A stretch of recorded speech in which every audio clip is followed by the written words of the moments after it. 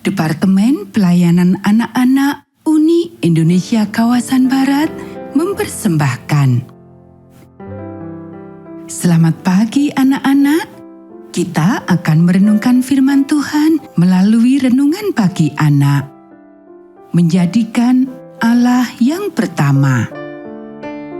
Hari ini tanggal 30 November. Mari kita awali dengan doa.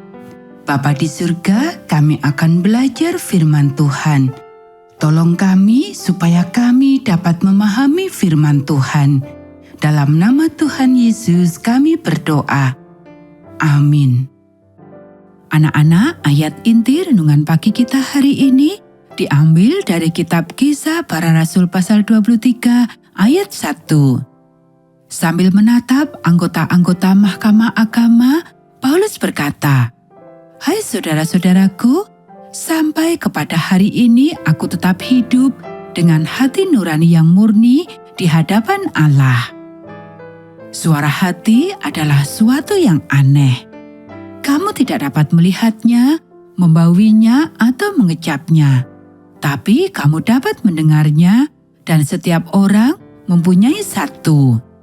Yesaya menyebutnya suara di belakangmu, mengatakan jalan ini. Elia menyebutnya suara kecil.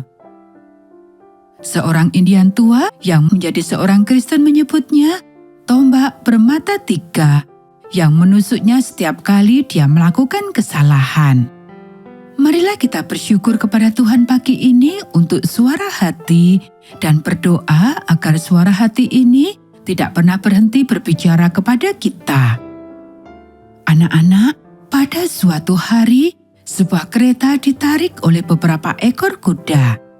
Seorang muda naik kereta itu, tapi tidak mau membayar. Suara kecil itu mengatakan kepadanya, dengan melakukan hal itu, dia telah berbuat kesalahan. Tapi karena suara itu sangat kecil, maka dia mencoba melupakannya. Tapi dia tak dapat melupakan. 45 tahun berlalu. Kemudian dia mengirimkan uang 20 sen kepada perusahaan kereta itu. Akhirnya dia mendapatkan ketenangan. Suatu ketika, seorang wanita mengambil 2 buah handuk dari hotel di mana dia menginap. Selama 20 tahun suara kecil itu berbicara kepadanya agar membetulkan kesalahannya. Akhirnya dia mengirim uang $1 ke hotel itu dan dia dapat tidur dengan tenang kembali. Sekali waktu, seorang gadis menyontek dalam ulangan aljabar. Dia lulus dari tesnya, tapi dia tidak bahagia. "Betulkanlah perbuatanmu, pergi dan buatlah pengakuan," kata suara kecil itu, tapi dia terlalu malu untuk melakukannya. Dia bertumbuh menjadi dewasa dan mengadakan perjalanan menyeberang lautan ke Afrika, tapi dia tidak dapat lari dari suara kecil itu. Suatu hari dia sudah tidak tahan lagi. Dia menulis surat kepada gurunya. 20 tahun lalu, saya mencontek dalam ulangan aljabar. Hal ini terus menggangguku sejak saat itu.